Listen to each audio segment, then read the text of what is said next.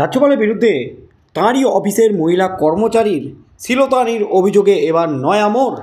এবার কিন্তু রাজ্যপালের চেম্বারের 15 মিনিটের ভিডিও ফুটেজ ফাঁস। এই মুহূর্তে সবচেয়ে বড় খবর, রাজ্যপালের চেম্বারের 15 মিনিটের ভিডিও ফুটেজ, সিসিটিভি ফুটেজ এবার লালবাজারের গোয়েন্দাদের হাতে। আর তাতেই কিন্তু একেবারে নতুন করে শোরগোল পড়ে গেল রাজ্য রাজনীতিতে। রাজ্যপালের অফিসের কর্মচারী, গ্রুপ ডি কর্মচারী মহিলা, তিনি রাজ্যপালের বিরুদ্ধে দুবার চাকরির টোপ দিয়ে শ্লীলতাহানির অভিযোগ করেছিলেন। শ্লীলতাহানি করেছেন রাজ্যপাল সিবি আনন্দ বোস। আর এই অভিযোগ সামনে আসতেই কিন্তু লোকসভা ভোটের মাঝে তুমুল হইচই পড়ে যায় রাজ্য রাজনীতিতে। রাজ্যপাল দাবি করেছেন তাকে অপদস্থ করার জন্য, তাকে হেনস্থা করার জন্য এবং ভোট বৈতরণী পার করার জন্য মমতা ব্যানার্জি, তৃণমূল কংগ্রেস এই সমস্ত নাটক মঞ্চস্থ করছে।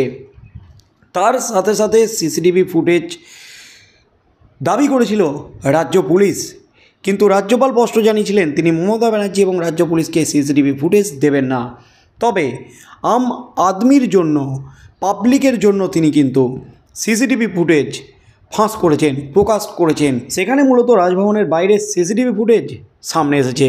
তবে তার মধ্যেই কিন্তু গতকাল কলকাতা পুলিশ গোয়েন্দাদের হাতে উঠে এসেছিল রাজভবনের অন্দরের প্রায় 12 ঘন্টার সিসিটিভি ফুটেজ পিডব্লিউডির সাহায্যে। আর এবার কিন্তু রাজভবনের রাজ্যপালের চেম্বারে যেখানে ঘটেছিল এই ঘটনা, সেই চেম্বারের সিসিটিভি ফুটেজ এবার গোয়েন্দাদের হাতে। আর তাতেই কিন্তু রাজ্যপালের বিরুদ্ধে এই শ্লীলতাহানির অভিযোগে নয়া মোড়। আর রাজ্যপালের চেম্বারের সিসিটিভি ফুটেজ গোয়েন্দাদের হাতে আসতেই কিন্তু অ্যাকশন শুরু লালবাজারের। এই মুহূর্তের সবচেয়ে বড় খবর, শ্লীলতাহানিকাণ্ড, রাজভবনের ফুটেজ হাতে পেয়েই সচিব সহ 3 কর্মীকে তলব লালবাজারের।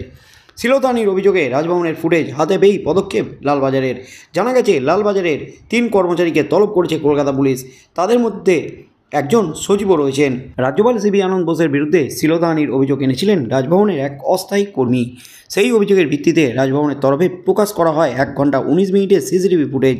সেই ফুটেজ হাতে পেয়েই অভিযোগের ভিত্তিতে তদন্ত শুরু করেছে লালবাজার। কলকাতা পুলিশ সূত্রে জানা গেছে ফুটেজ হাতে পেয়েই তার স্ক্রিনশট তুলে রাজভবনে পাঠানো হয়।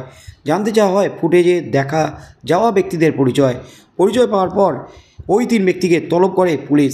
তাদের মধ্যে এক সচিব এবং একজন চিকিৎসক রয়েছেন আরও এক ব্যক্তি।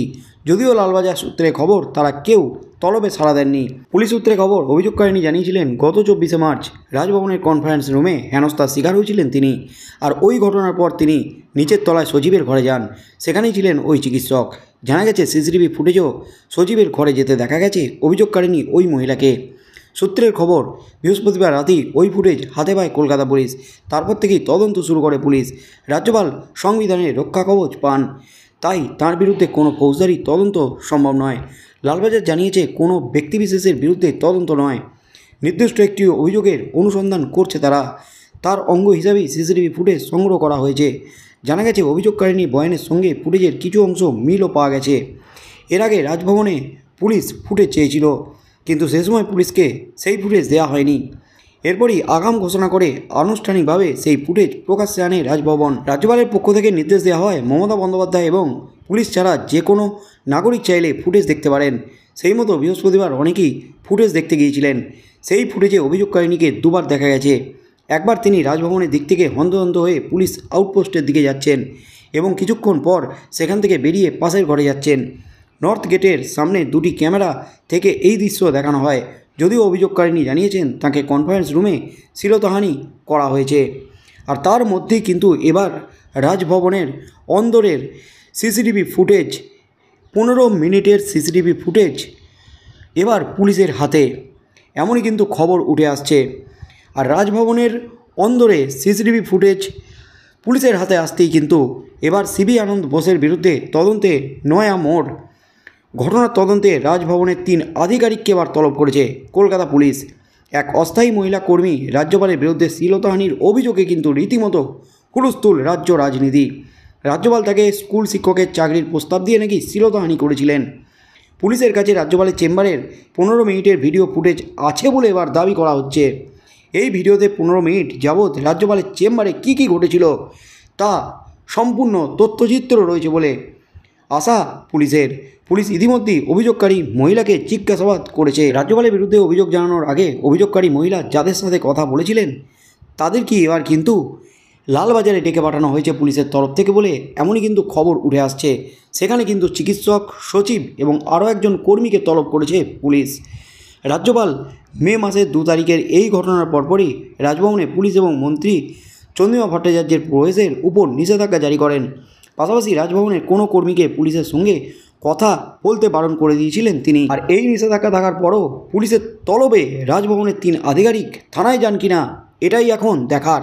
তবে যত দিন যাচ্ছে কিন্তু একেবারে বিস্ফোরক তথ্য সামনে আসছে এবং রাজভবন থেকে সিসিটিভি ফুটেজ না পেয়ে পিডব্লিউডির সাহায্যে, কারণ রাজভবনের রক্ষণাবেক্ষণের কাজ করে পিডব্লিউডির সাহায্যে এই সিসিটিভি ফুটেজ জোগাড় করেছে পুলিশ লালবাজার। আর সেই সিসিটিভি ফুটেজই নাকি রাজভবনের অন্দরের রাজ্যপালের চেম্বারের 15 মিনিটের ফুটেজ আছে এবং সেই ফুটেজে সেদিন কি হয়েছিল সেই সব কিছু জানা যাবে বলে দাবি করছে রাজ্য পুলিশ।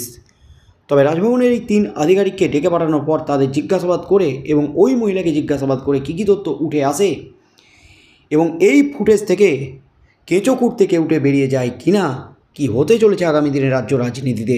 আর রাজ্যপালের বিরুদ্ধে অভিযোগ যদি মিথ্যা প্রমাণিত হয় তাহলে কিন্তু কপাল পড়তে চলেছে ওই মহিলার, এমনই কিন্তু মনে করছে রাজনৈতিক মহল। তার মধ্যেই কিন্তু ওই মহিলা একেবারে বিস্ফোরক হুঁশিয়ারি দিয়ে দিয়েছেন, এরপর আত্মহত্যা করা ছাড়া কোনো উপায় নেই।